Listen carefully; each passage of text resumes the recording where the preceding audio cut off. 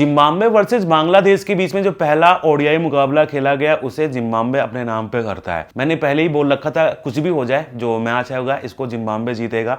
जब 140 रन पे 144 रन पे ऑल आउट हो गया जिम्बाब्वे, तो लोगों ने मुझे मैसेज करके पूछा, क्योंकि उस टाइम पे मैं बिजी था, भाई आपने बोला था जिम्बाब्वे जीतेगा। क्योंकि जो पहला मैच खेला जा रहा था वो हरारे स्पोर्ट क्लब हरारे के मैदान पे खेला जा रहा था। तो मैंने उनको समझाया कि भैया अभी इसी पिच पे 5 दिन का टेस्ट मैच खेला गया, तो पिच बहुत ही ज्यादा यूज हो चुका है। आप सबको पता है टेस्ट में एक दिन में कितना ज्यादा स्कोर बनता है, बहुत ज्यादा 270 300, और जब पिच बहुत ज्यादा खराब होता तो 250 भी टेस्ट में बनाना एक दिन में मुश्किल हो जाता। तो मैंने कहा भैया फिर ओडीआई में कैसे बनेगा, नहीं बनेगा। 300 रन मतलब 140-45 अगर जिम्बाब्वे ने बनाया है तो जिम्बाब्वे के पास चांसेस है मैच में वापसी करने का। फिर वही होता है तो जिम्बाब्वे होता है हारे मैच को बांग्लादेश के सामने हलक से जीत छीन के ले आता है। तो आज क्या होगा, जो दूसरा ओडीआई मुकाबला खेला जाएगा ये भी उसी पिच पे खेला जाएगा, उसी मैदान पे खेला जाएगा, हरारे स्पोर्ट क्लब हरारे।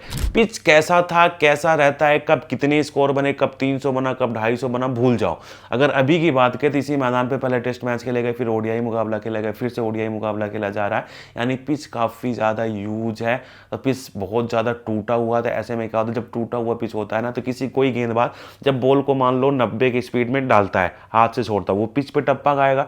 टप्पा खाने के बाद बैट्समैन को क्या लगेगा कि भाई 90 की स्पीड में आ रही तो 90 की स्पीड में आएगी, लेकिन ऐसा होता नहीं है। पिच टूटने की वजह से कंडीशन स्लो हो जाती है, तो जब बॉल पिच पे टप्पा खाता है तो वो थोड़ा सा रुकता है, होल्ड करता है, 85 86 या 87 की स्पीड में बल्लेबाज के पास आता, जो 90 की स्पीड में आ रहा होता है। तो इससे क्या होता है, बल्लेबाज थोड़ा सा जल्दी शॉट खेल जाते हैं या फिर बहुत डिफेंसिव खेलना पड़ता है। मतलब बाउंड्रीज लगाना बहुत ही मुश्किल होता है। बाउंड्रीज छोड़ो यार, सिंगल डबल बहुत मुश्किल होता है, इसलिए लगातार ऐसी पिचों पे विकेट जाते रहते हैं। इसलिए जो मैच है लो स्कोरिंग होता है। हालांकि आज का जो मैच होगा बगल में आपने देखा होगा एक पिच ढकी हुई थी, उस पिच पे खेला जाएगा। लेकिन फिर भी जब किसी ग्राउंड पे मैचेस होते रहते, फील्डिंग करते हुए बाकी चीजें करते, तो वहां पे लोग जाते रहते। पिच तो यूज है, हो सकता है 144-50 वाला ना देखने को मिले, लेकिन 220 या 30 से ज्यादा स्कोर नहीं बनेगा, क्योंकि पिच टूटा है। स्लोअर गेंदबाज हो शुरू में तेज, क्योंकि घास भी होती है, घास में खड्डे होते तो कभी स्विंग करके बॉल इधर जाता, कभी उधर, कभी एक्स्ट्रा बाउंस, कभी नीचे रह जाता है। मतलब जो बाउंस है वो भी ऑड एंड इवन होते रहते हैं, तो बहुत कंफ्यूजिंग पिच हो जाता है। तो रन तो ज्यादा नहीं बनेगा, आज भी बहुत ही कम रन बनेगा। तो सेम पिच पे दोनों टीमें फिर से आमने सामने, तो आज की टीम में बाजी कौन सी टीम मार सकती है। जो पिछले मैच में हो गया भूल जाओ, क्योंकि टीमें कोई भी अगर पिछले मैच में जीतती हो हारी हो, लेकिन अगले मैच की तैयारी करके आती है। तो आज के मैच में दोनों टीमों में किसकी तैयारी ज्यादा बेहतर है, कौन ज्यादा आगे निकल सकता है, या किसके प्लेयर ज्यादा बढ़िया परफॉर्म कर सकते हैं, वो करंट परफॉर्मेंस एंड एनालिसिस करेंगे तभी पता चलेगा। तो चलो करते हैं। बस उससे पहले आपको मेरा टेलीग्राम ज्वाइन कर लेना चाहिए, क्योंकि टेलीग्राम पे हम जिस टीम को बोलते हैं ना कि ये टीम मैच जीत सकती है, तो लगभग वो टीम मैच जीत जाती है। जिस ओवर में बोलता हूँ विकेट जा सकते हैं, लगभग उसके आसपास विकेट भी चले जाते हैं। 5 10 15 20 ओवरों में कितना स्कोर बनेगा, मैच कब किधर घूमेगा, जबरदस्त एनालिसिस के साथ जबरदस्त अपडेट आपको कहां पे मिलेगी, मेरे टेलीग्राम पे, जिसकी लिंक मिल जाएगी वीडियो के डिस्क्रिप्शन में, या जो कमेंट बॉक्स में सबसे पहला कमेंट है वहां पे भी लिंक मिल जाएगी। तो टेलीग्राम पे आना बिल्कुल भी ना भूलें। तो ब्रेन बेनेट एंड बेन करन दोनों पिछले मैच में जिम्बाब्वे के लिए ओपन करने आते हैं। दोनों काफी क्लासिकल बल्लेबाज है, यानी टेक्निकल साउंड, इतने आसानी से अपना विकेट फेंक के नहीं जाते। लेकिन आप सबको पता जो बांग्लादेश की गेंदबाजी है, तेज गेंदबाजी भी ठीक ठाक है, और न्यू बॉल से यहाँ पे थोड़ा बहुत घास है तो स्विंग मिलेगा, तो ऐसे में एक्सपीरियंस भी है।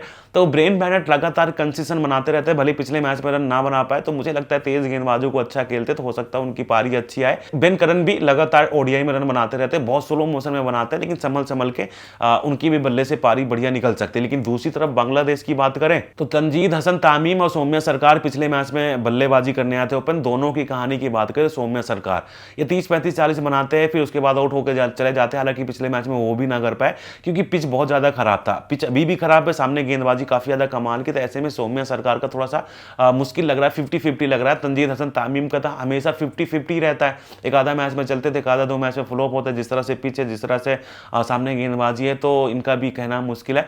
थोड़ा सा लिप्टन दास आ सकते हैं, लिप्टन दास काफी एक्सपीरियंस बेटर है। देखो लिप्टन दास खेलेंगे तो बहुत जल्दी आउट हो जाएंगे, या तो फिर एक बार टिकेंगे तो लंबी पारी आ सकती है। तो अगर कंपेयर करें दोनों टीमों की ओपनिंग जोड़ी, क्योंकि जिम्बाब्वे की भी न्यू बॉल से गेंदबाजी बहुत अच्छी है, तो बांग्लादेश के ओपनर को उतना आसान नहीं होगा रन बनाना।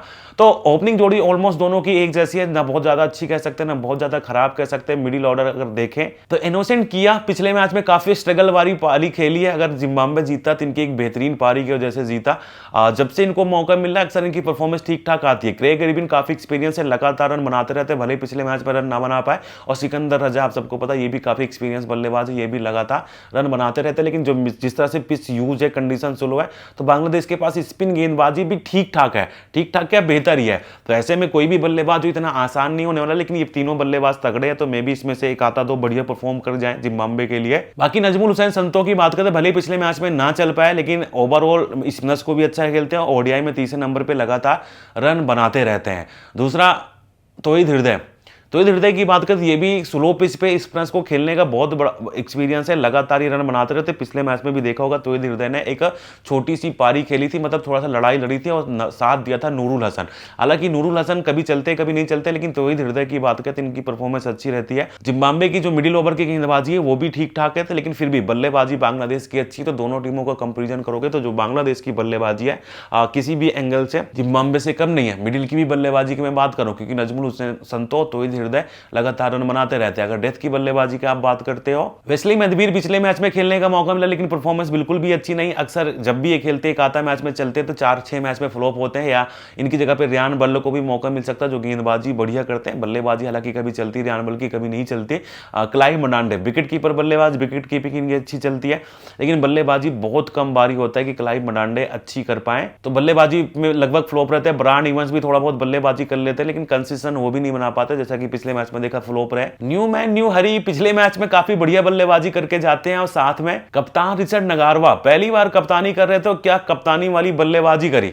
मतलब अगर हम यहाँ पे देखें, अगर ये दोनों बल्लेबाजी कर सकते तो सीधा सीधा दिख रहा है कि जो जिम्बाब्वे के बल्लेबाजी काफी ज्यादा डेप्थ है, 11-10 नंबर तक का उनके पास बल्लेबाजी है, जिसमें से अगर इस स्लो पिच पे एक आता दो बल्लेबाज भी 25-30 रन बना दिया तो जिम्बाब्वे के लिए सोने पे सुहागा हो जाएगा। वहीं बात करें बांग्लादेश की, मुसद्दक हुसैन डोमेस्टिक में काफी ज्यादा बढ़िया परफॉर्मेंस करके आ रहे, इसलिए इनको मौके भी मिल रहा है। ऑस्ट्रेलिया के सामने बढ़िया बल्लेबाजी करी, लेकिन इस कंडीशन पे उतनी अच्छी बल्लेबाजी नहीं कर पाए। हालांकि बांग्लादेश की भी ऐसी कंडीशन होती तो ज्यादा फर्क इनको पड़ेगा नहीं, रन बना सकते हैं। दूसरा मेहदी हसन मिराज जब भी ऊपर खेलते ठीक ठाक बल्लेबाजी करते हैं, जब भी नीचे खेलते इनकी बल्लेबाजी उतनी ज्यादा अच्छी चलती नहीं है। किसकी? मेहदी हसन मिराज की।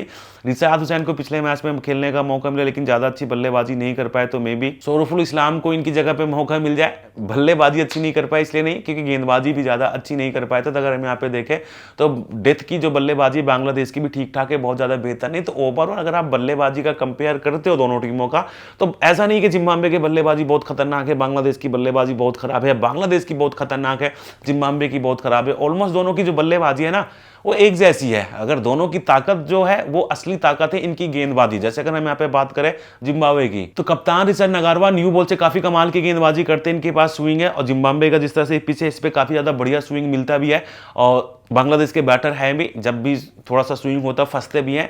तो इसीलिए पिछले मैच में देखोगे इनकी गेंदबाजी बहुत शानदार चली, और लगातार इसीलिए रिचर्ड नगारवा बढ़िया गेंदबाजी करते रहते हैं। सिर्फ रिचर्ड नगारवा नहीं, ब्लीसिंग मुजरबानी न्यू बॉल से काफी ज्यादा कमाल की स्विंग करवाते हैं। और स्विंग करवाने के अलावा इन दोनों के पास डेथ में वेरिएशन भी बहुत अच्छी करते हैं। और सबसे बड़ी बात है जो लाइन लेंथ रहता है वो हमेशा सटीक रहता है। और ब्रांड इवेंट्स की बात करें तो ब्रांड इवेंट्स भी, इनकी भी जो गेंदबाजी है ना, लगातार एक ही टप्पे पे मिडिल के ओवरों में अलग अलग तरीके के डालते हैं, और बहुत मतलब एक्सपीरियंस लेके आते हैं। तो जो तेज गेंदबाजी इस पिच के हिसाब से बहुत ज्यादा बढ़िया, और सामने टीम के बल्लेबाज तेज गेंदबाजों को फंसते भी है। तो तेज गेंदबाजी बांग्लादेश की फिर से चलने वाली है बेहतर। पिछले मैच में बांग्लादेश की बात करें, दफिज मुस्तफिजुर रहमान को विकेट भले ना मिला, क्योंकि सामने वाली टीम ने बहुत ही संभाल के दफिज को खेला, लेकिन आपको पता हर दिन ये होने वाला नहीं है, क्योंकि बल्लेबाजी बहुत ज्यादा अच्छी नहीं है जिम्बाब्वे की भी। और यहाँ की पिच पे जो तेज गेंदबाज है न्यू बॉल से उनको स्विंग भी मिलता है, डेथ में वेरिएशन दफिज उनकी तो कमाल की रहती है, लगातार अच्छी वेरिएशन करते रहते, तो गेंदबाजी उनकी चलेगी कमाल की। बाकी नाहिद हसन राणा ने तो कमाल ही कर दिया भाई साहब, 6 विकेट एक मैच में छटकाना। जिस तरह से गति थी, जिस तरह से न्यू बॉल से इस पिच पे एक्स्ट्रा बाउंस स्विंग हो रहा था, स्विंग छोड़ो बाद में भी इस पिच पे एक्स्ट्रा बाउंस हो रहा था, जिसका फायदा बहुत अच्छे से नाहिद राणा उठाते हैं। तो गति है, और जहां पे कभी बाउंस, कभी बॉल ऊपर एक्स्ट्रा बाउंस कर जाता, कभी नीचे रह जाता पिच टूटने की वजह से। तो गति वाले बल, क्योंकि जब स्लोवर गेंदबाज होते हैं तो बल्लेबाजों को थोड़ा सा वक्त मिल जाता है कि चल ठीक है बॉल हो नीचे आ गया तो एडजस्ट करने का वक्त मिल जाता है। लेकिन जब गेंदबाज के पास गति होती तो वो एडजस्ट करने का वक्त नहीं मिलता। तो गेंदबाजी नाहिद राणा की फिर से चले, क्योंकि सामने बल्लेबाजी भी उतनी अच्छी नहीं है। बाकी तास्किन अहमद भी लगातार अच्छी गेंदबाजी करते रहते हैं, इनके पास भी ठीक ठाक गति है, ठीक ठाक स्विंग करवा लेते हैं, उनके पास भी वेरिएशन अच्छी है, और पिच का फायदा उठाते हुए इनकी भी गेंदबाजी चलेगी। सरूफुल इस्लाम इसीलिए आ सकते हैं क्योंकि पिछले मैच में रिशाद हुसैन बिल्कुल भी, मतलब जिस पिच पे स्पिनर्स को ठीक ठाक मदद कर रहा है, बल्लेबाजी करना बहुत मुश्किल है, वहां पे रिशाद हुसैन को एक विकेट भी नहीं मिला। हाँ, मेहंदी हसन मिराज की बात करें तो उनकी जो गेंदबाजी थी अच्छी चली थी, रन भी नहीं दिए थे, विकेट छटकाए थे, क्योंकि Mehidy Hasan Miraz stump to stump बहुत जबरदस्त गेंदबाजी करते हैं। वहीं दूसरी तरफ बात करें तो न्यूमैन भी बहुत अच्छी गेंदबाज, जैसे कि मतलब ज्यादा एक्सपीरियंस नहीं है लेकिन पिच का बहुत अच्छे से फायदा उठाया। उनको पता है कि बांग्लादेश के बल्लेबाज ऐसे पिच पे फंसेंगे तो उसी हिसाब से लेंथ को रखा, विकेट चटकाया। सिकंदर रजा को विकेट नहीं मिला क्योंकि गेंदबाजी नहीं करी गई। बाकी के गेंदबाज इतना अच्छा कर गए कि सिकंदर रजा ज्यादा गेंदबाजी नहीं करी। वैसे भी रजा जब करने आते हैं तो अपना राज चलाते हैं। तो अगर हम यहाँ पे दोनों टीमों की गेंदबाजी की बात करें तो चाहे तेज गेंदबाजी या स्पिन गेंदबाजी, जिम्बाब्वे या बांग्लादेश दोनों की खतरनाक गेंदबाजी है। हाँ, बल्लेबाजी स्ट्रगल जरूर करती है लेकिन गेंदबाजी दोनों की खतरनाक है। अगर आज के मैच में आप बात करें टॉप परफॉर्मेंस की तो ब्रेन बेनेट, जिस तरह से इन्होंने फॉर्म पकड़ी है, लगातार रन बनाते रहते हैं, तो आज के मैच में ब्रेन बेनेट भले पिच स्लो है, कंडीशन खराब है, लेकिन एक बढ़िया पारी आ सकती है। दूसरा क्रेग एरबिन जो कि कप्तान है, अक्सर इनको देखो जुझारू पारी खेलते रहते हैं, या फिर सिकंदर रजा, क्रेग एरबिन या सिकंदर रजा दोनों में से कोई या दोनों हो सकता है। 35-40 रन बना के ब्रेन बेनेट का अच्छे से साथ दे। गेंदबाजी की बात करें तो कप्तान रिचर्ड नगारवा जिस तरह से न्यू बॉल से स्विंग करवाते हैं, जिस तरह से यहाँ की पिच पे एक्स्ट्रा बाउंस है, स्विंग है और पिच कभी ऊपर रहता है कभी नीचे रहता है, तो बल्लेबाजों के लिए आसान नहीं होगा। तो 2-3 विकेट उनके खाते में आ सकते हैं। सेम फिर से ब्लीसिंग मुजरमानी के खाते में भी, क्योंकि दोनों एक ही जैसे गेंदबाज है, तो 2-3 विकेट इनके भी खाते में आ सकते हैं। दूसरी तरफ नजमुल हुसैन संतो भले पिछले मैच में नहीं चले लेकिन हर दिन ऐसा नहीं होगा, उनके बल्ले से एक बढ़िया पारी, एक जुझारू पारी निकल सकती, क्योंकि ऐसी कंडीशन पे उनको खेलने की आदत है, लगातार रन बनाते रहते हैं। दूसरा तौहीद हृदय या फिर तंजीद हसन तामीम, दोनों में से कोई एक होगा, 40-50 रन बना के नजमुल हुसैन संतो को अच्छे से साथ देगा। गेंदबाजी की बात करें तो नाहिद हसन राणा, जो मैंने भी बताया जिस तरह से उनके पास गति है, गति के साथ जब बाउंस कभी एक्स्ट्रा बाउंस करता कभी बॉल लो रहता है तो बल्लेबाजों को रिएक्ट करने का टाइम नहीं मिलता, तो 2-3 विकेट फिर से इनके खाते में आ सकते हैं। दूसरा दफिज, भले पिछले मैच में विकेट नहीं मिला लेकिन जिस तरह से पिच है, जिस तरह से एक्सपीरियंस है, तो झेलना मुश्किल होगा जिम्बाब्वे के बैटर को, फिच को, तो इनके भी खाते में विकेट आने वाले हैं। तो ये तो हो गई किसकी परफॉर्मेंस आज के मैच में बढ़िया आ सकती है। अगर पिछले 6 मैचों में किसकी परफॉर्मेंस कैसी रही है वो कंपैरिजन करें तो 256 का बल्लेबाजी एवरेज जिम्बाब्वे का, 276 किसका बांग्लादेश का। तो अगर हम यहाँ पे देखें पिछले मैच को हटा दिया जाए तो दोनों में से ज्यादा बेहतर बल्लेबाजी बांग्लादेश की चलती हुई आ रही है। आखिरी के 6 मैचों में गेंदबाजी की जब आप बात करते हो 5.56 किसका है जिम्बाब्वे का, 5.42 किसका है बांग्लादेश का, यानी दोनों की जो गेंदबाजी बहुत ही ज्यादा बेहतर चल रही है। हालांकि दोनों ही टीमों ने, जैसे जिम्बाब्वे अपने आखिरी के 6 मैच में 3 जीते 3 हारे, जो मैचेस हारे हैं ना सिर्फ खराब बल्लेबाजी की वजह से हारे, गेंदबाजी तो इनकी लगातार सभी मैचों में चली है। वहीं बात करें बांग्लादेश की, 6 में से 4 जीते 2 हारे, तो ये भी जो 2 मैच हारे ना, दोनों मैचों में सिर्फ खराब बल्लेबाजी थी। गेंदबाजों ने तो अपना काम किया। पिछले मैच में 150 के नीचे 140-45 पे रोक देना, अब बल्लेबाज चेज ना कर पाए तो किसकी गलती, बल्लेबाजों की। तो ऑलमोस्ट अगर दोनों टीमों का कंपैरिजन करें तो एक जैसी कहानी है, बल्लेबाजी स्ट्रगल करती है, गेंदबाजी बढ़िया चलती है। तो भैया आज के मैच में क्या होगा, क्योंकि आंकड़ों में जो बांग्लादेश है वो तो थोड़ा सा बेहतर दिखता है। 82 मैच खेले गए, 31 मैच अगर जिम्बाब्वे में जीता तो 51 बांग्लादेश जीता, मतलब ठीक ठाक आगे है। बांग्लादेश की सरजमी पे 35 मैच खेले गए, 18 जीता किसने, जिम्बाब्वे, 17 बांग्लादेश, यानी यहाँ पे मामला बराबर का, एक आता जिम्बाब्वे जीता तो एक आता बांग्लादेश। लास्ट 5 मुकाबले की बात करें तो 3 मैच जीता जिम्बाब्वे, 2 मैच जीता बांग्लादेश, यानी आखिरी के 5 मुकाबलों में जो लड़ाई रही है बराबर की रही। तो भैया आज के मैच में क्या होगा, चलो मैं आपको अभी के अभी बता देता हूं। बस उससे पहले आपको मेरा टेलीग्राम ज्वाइन कर लेना चाहिए, क्योंकि टेलीग्राम पे हम जिस टीम को बोलते हैं ना कि ये टीम मैच जीत सकती है, तो लगभग वो टीम मैच जीत जाती है। जिस ओवर में बोलता हूँ विकेट जा सकते हैं, लगभग उसके आसपास विकेट भी चले जाते हैं। 5, 10, 15, 20 ओवरों में कितना स्कोर बनेगा, मैच कब किधर घूमेगा, जबरदस्त एनालिसिस के साथ जबरदस्त अपडेट आपको कहां पे मिलेगी, मेरे टेलीग्राम पे, जिसकी लिंक मिल जाएगी वीडियो के डिस्क्रिप्शन में, या जो कमेंट बॉक्स में सबसे पहला कमेंट है वहां पे भी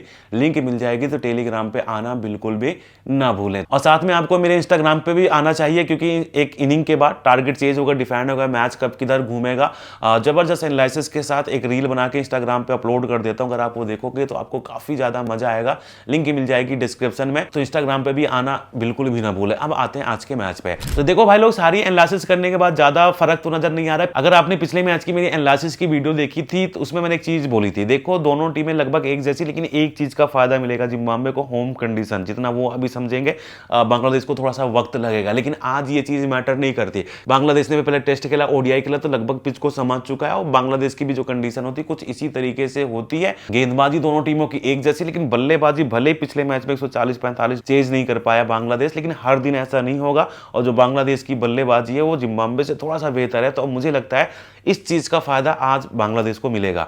मतलब मैच तो ऐसा नहीं है एक तरफा होगा, कभी इधर जाएगा कभी उधर जाएगा, लेकिन फंसे हुए मैच को थोड़ा बेहतर बल्लेबाजी की वजह से आज के मैच में मुझे लगता है जो बांग्लादेश है अपने नाम पे कर सकता है। ये मेरी एनालिसिस है, बाकी आपको क्या लगता है कमेंट करके ज़रूर बताएं। और हाँ, अगर मेरी एनालिसिस वाली वीडियो आपको अच्छी लगती है तो थोड़ा सा भाई साहब सपोर्ट भी करना चाहिए, चैनल को सब्सक्राइब करके वीडियो को लाइक करके।